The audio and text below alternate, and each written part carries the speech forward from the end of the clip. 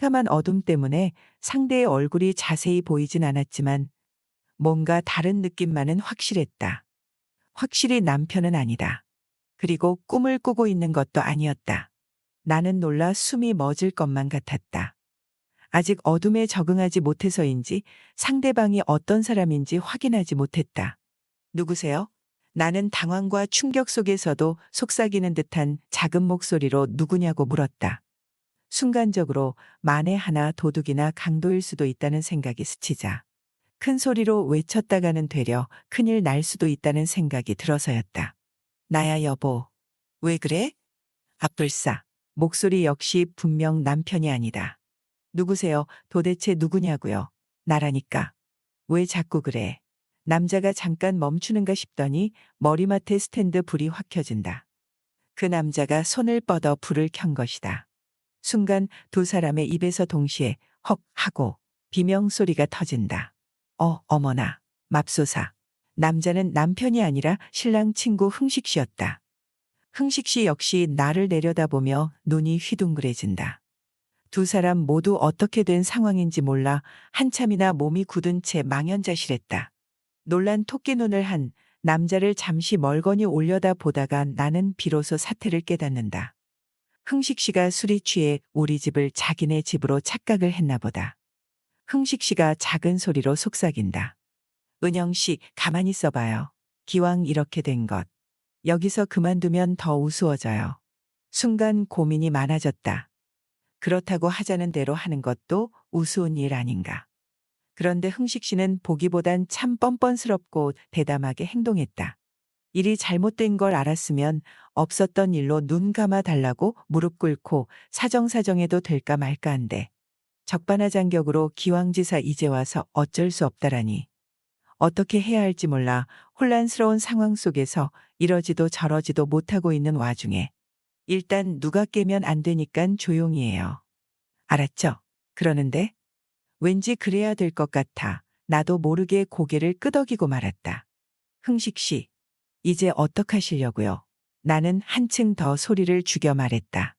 이제 와서 할 수 없잖아요. 집을 착각하고 안방에 잘못 들어왔다고 말해도 누가 믿어주겠어요. 동식이나 우리 집 사람이 그랬구나 하며 믿어주겠어요. 절대 안 그래요?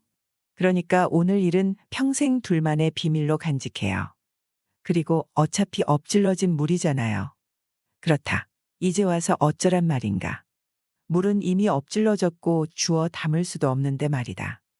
그렇게 흥식 씨는 새벽이 되어서야 몰래 방을 빠져나가 집으로 돌아갔다. 안녕하세요. 올해로 결혼 5년 차이고 34살 동갑내기 부부입니다. 아직 아이는 없고요. 둘이 살기에는 큰 경기도권 33평 아파트에 살고 있습니다. 저희 남편이 일하는 회사에는 유독 30대 남자 직원들이 많았습니다.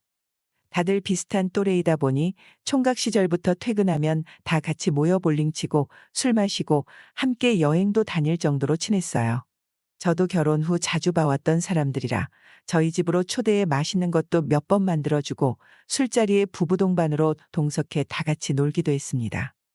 근데 문제는 신랑이 사람들과 같이 술 마시고 기분이 좋아져 조금 오바라도 하는 날엔 밤열 두시고 새벽 내시고 상관없이 집으로 사람들을 데리고 오는 겁니다. 제가 집에서는 평소 속옷도 안 입을 정도로 편한 복장을 한 채 소파에 널브러져 정신없이 TV를 보고 있는 편인데 갑자기 연락도 없이 손님을 데리고 쳐들어오는데 난감할 때가 한두 번이 아니었죠. 처음 데리고 왔을 때도 아주 식겁을 했어요. 둘만 사는 집에 현관문 여는 소리가 들리기에 당연히 신랑인 줄 알고 편한 차림으로 있다가 식겁해서 안방으로 달려갔죠. 몇 번은 데리고 오지 말라고 요즘 이렇게 용감한 남편이 어디 있냐고 좋게 말했는데 2번이 3번이 되고 매번 너무 싫다고 했는데도 잘 고쳐지지가 않더군요. 그중에서도 남편과 입사 동기로 제일 가깝게 지내던 흥식이란 친구가 한 사람 있었는데 20대 중반에 일찍 결혼해 애가 둘씩이나 있는 유부남이었고 같은 아파트 옆동에 살고 있어 가족끼리도 자주 왕래하고 지냈죠. 그날도 남편이 술 먹고 흥식 씨를 집에 데리고 들어와 한 잔 더 하고 싶다길래 저는 맥주에 마른 안주 과일을 깎아 술상을 거실에 차려주고 같이 몇 잔 하다 피곤해서 먼저 안방에 들어와 잠이 들었죠. 그리고 또 얼마 가지 못해 돌이킬 수 없는 큰일이 터지고 말았습니다.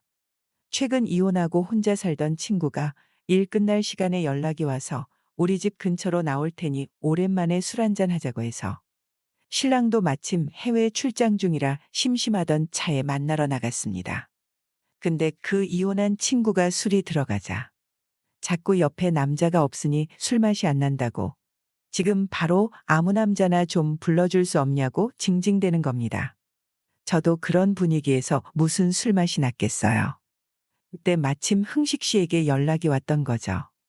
그래서 주변에 혹시 돌싱남이나 노총각 없냐고 친구랑 지금 집 앞 꼼장어 집에서 술 한잔 하고 있는데 즉석으로 소개팅 한번 시켜달라고 부탁을 했고 될 수 있으면 지금 당장 남자 하나 데려오라고 했더니 거래처 직원이라며 총각 하나를 데리고 웃으면서 찾아왔대요.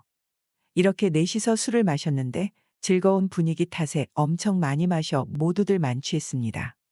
그날은 우리 집은 신랑이 해외 출장을 갔고 흥식 씨 아내분은 애들 데리고 친정에 간 날이라 서로 아무도 없는 날이었는데 다음날 아침에 정신을 차려보니 또 흥식 씨가 제 옆에 있더라고요. 저도 필름이 끊긴 상태였지만 어느 정도 마음이 있었으니 받아줬겠죠. 한 번도 아니고 두 번이나 실수를 하다니 뭘 어떻게 해야 되는 건지 진짜 눈앞이 캄캄했습니다. 둘만 입 다물고 있으면 없었던 일이 되겠지만 그날 이후 흥식 씨는 보름 넘게 우리 집에 오질 않았습니다. 그렇게 초조한 시간이 흐르고 제가 먼저 전화를 했습니다. 전화하니깐 처음엔 안 받더라고요. 그때부터 더 초조하기 시작해서 정말 심장이 터질 것 같았습니다. 두 번, 세 번 그렇게 몇 번 더 한 후에 받더라고요.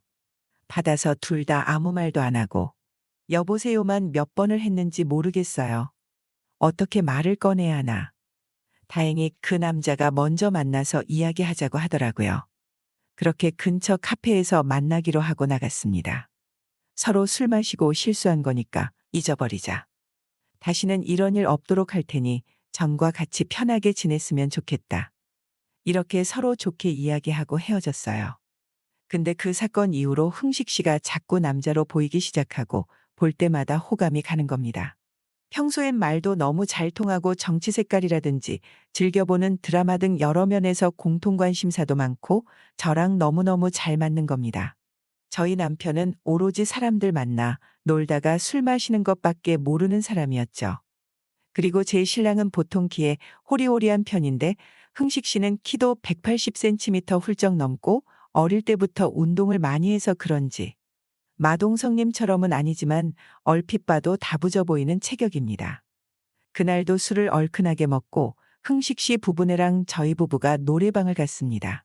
저희 남편은 술이 많이 취하면 아무 곳에서나 자는 편입니다. 그날도 어김없이 노래방에서 한참 놀다 소파에 뻗어 잠들어 있었습니다.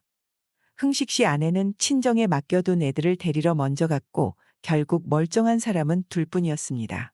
저도 술 취하고 기분이 좋아지면 노래 부르면서 춤도 추고 분위기를 잘 맞춰 노는 편인데 한참을 서서 뛰어놀다가 흥식 씨가 잠깐 숨 좀 고르자며 발라드를 부르더군요. 그러더니 김현철, 이소라님의 그대 안의 블루를 부르는데 듀엣이니 저랑 같이 부르자고 소파에 앉아 쉬고 있는 제게 오른손을 내밀기에 슬쩍 잡고 일어섰죠. 완전 푸근하고 좋더라고요. 남편한테 느끼지 못했던 그런 느낌이었달까? 요즘의 권태기인지 몰라도 그 남자가 자꾸 생각이 납니다.